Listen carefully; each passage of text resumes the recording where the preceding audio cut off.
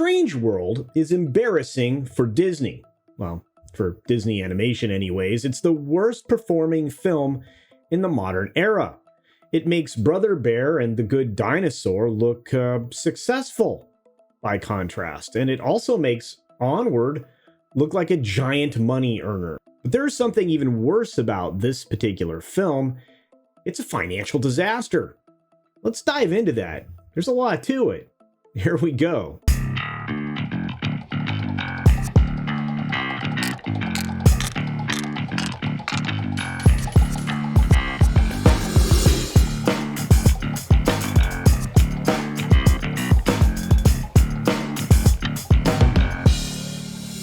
So you know me, I'm not going to bury the lead here. Strange World is poised to lose $150 million. No, I'm not kidding. $150 million. Even the trade press here can't carry the water for this complete disaster. Not that there's actually all that much water to carry in this case. Yikes. Looking at the best sniveling story out there from the most shiltastic point of view, Deadline writes the following headline. I'm sharing it with you here. Strange World to lose $147 million plus. Why theatrical was the best decision for Doomed Toon and not Disney Plus, as Bob Iger takes over from CEO Bob Chapek. Wow, let's pick up right here from the story itself. Death, taxes, and films that bomb at the box office. Such is life in Hollywood, and at the end of the day, the estimated $147 million plus loss, which is expected for Disney Animation Strange World, isn't spilt milk to cry over for the entertainment conglomerate. Bro, dude, Anthony, come on, man. This isn't spilled milk. This is a shelled out dairy with nothing but rubble all over the place, and of course the smoldering ashes just kind of, burning there. The article actually tries to cast blame on previous leadership at the company. A tactic, of course, that's going to be utilized for all of Iger's next 2 years, for the entire tenure that he's there. It's all Chapek's fault. So plan on that. But I assure you, myself and others will be around to point out that this is just garbage. And it's a garbage take that basically started all of this stuff that was started under Iger, including this film. I think it was greenlit probably by him directly. The testing on this film was bad, but it had to release in theaters. It also had to be tucked underneath something else that would make, at least successful weekend. And they targeted Thanksgiving weekend.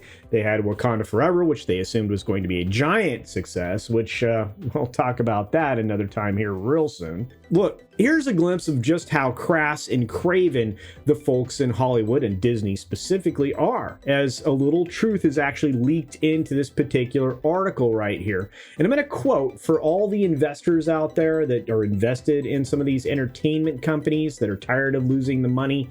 This is the mindset there, folks, and you might be able to use this if you can, hold them to this, get quotes, get comments from people that support this. Here we go, and I quote from the article once again. Had Disney Strange World gone straight to Disney Plus, it would have been a PR nightmare for the studio, particularly in the wake of Chapek's Florida Don't Say Gay quagmire. Chapek was forced into that by all of the people in the company that were pushing for films like this. Anyway, sorry. A strict Disney Plus release for Strange World would indicate that the Burbank, California studio is giving a lesser release and a lesser profile for a big movie with a gay character versus a global theatrical launch.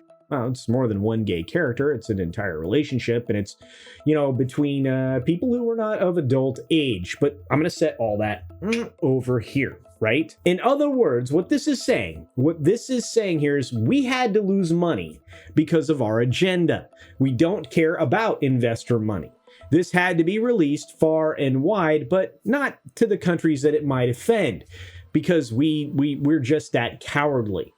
That's right. The rest of the world, or much of the world, or certain parts of the world, let me not be hyperbolic. Certain parts of the world wouldn't have allowed this film to play as is regardless. And even with a fair amount of censorship, the film wouldn't have made sense and therefore wouldn't have made money in those markets either. This film was targeted at a very specific group of people with a very specific message. It's not how you're supposed to go about making money, because you want the broadest possible audience, people who are going to watch the film.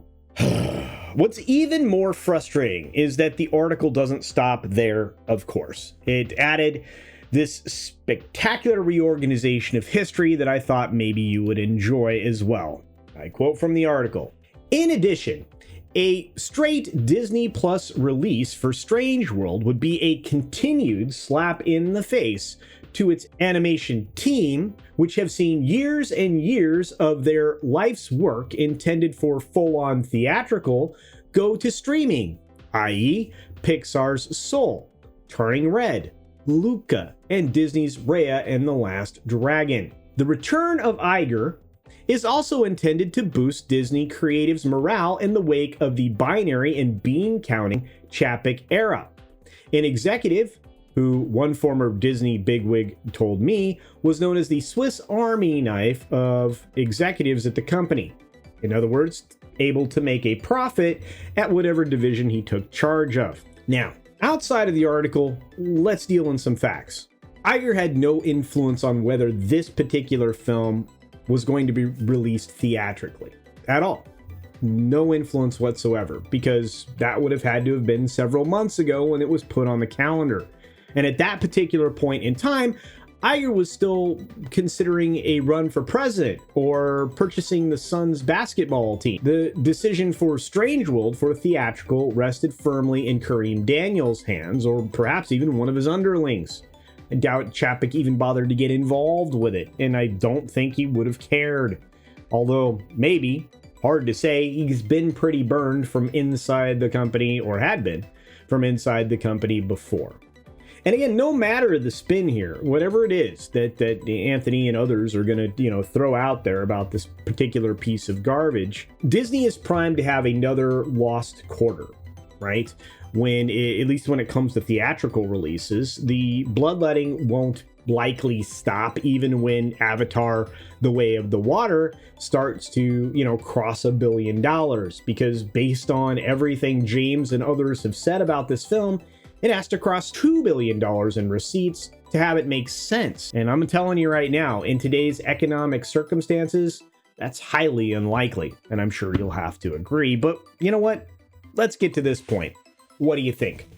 Do you think that Disney knew that they had this particular stinker on their hands and this was just going to happen regardless? And again, I don't think it would have mattered if it was Iger. I don't think it would have mattered if it was Chapek. I don't even think it would have mattered if it was Victoria Alonso, Kathleen Kennedy, or all the horses meant. I think this thing was coming out theatrically because it had to, because it cost so much money, and they needed to get every dollar they could. Do you think, as another question, do you think we should continue to expect more of this kind of trash going forward? Well, I think since Iger put all of this stuff in place in the first place, including likely greenlighting this film, I don't know that we would be expecting any kind of a change. I don't see that. Do you think that Avatar will bail Disney out at the end of this quarter? At least, help to maybe bail them a bit out of the well that they're in right now, because the well seems pretty bottomless when it comes to money in the theaters recently.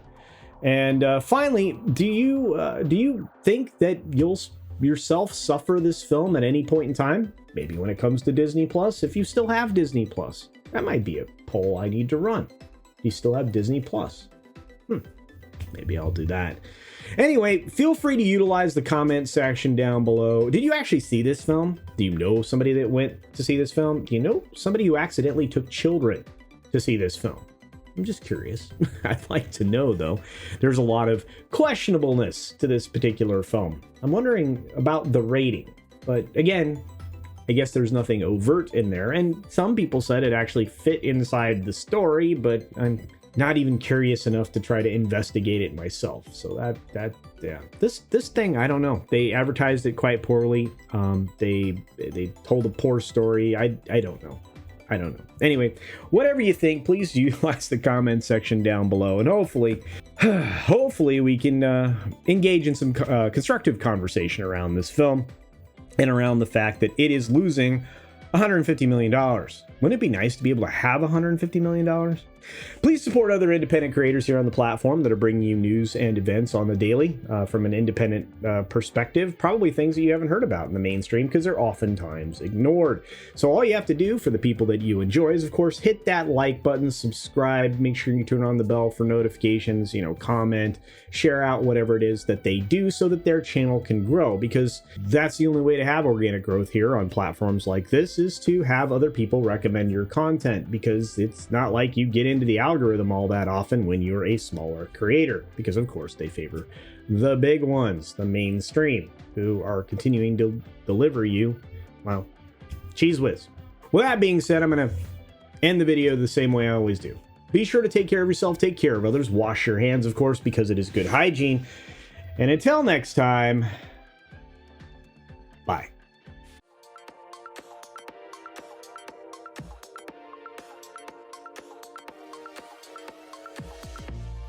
Five stories a day, good gravy.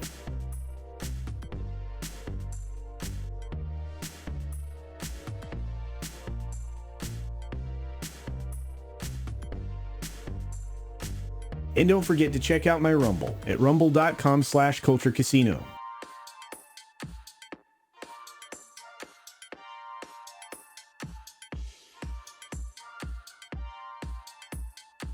Thanks for visiting today. Be sure you're subscribed and hit that for alerts. Yay! Of course, like and share all of the videos that you can, as it helps with the algorithm. Have a great day.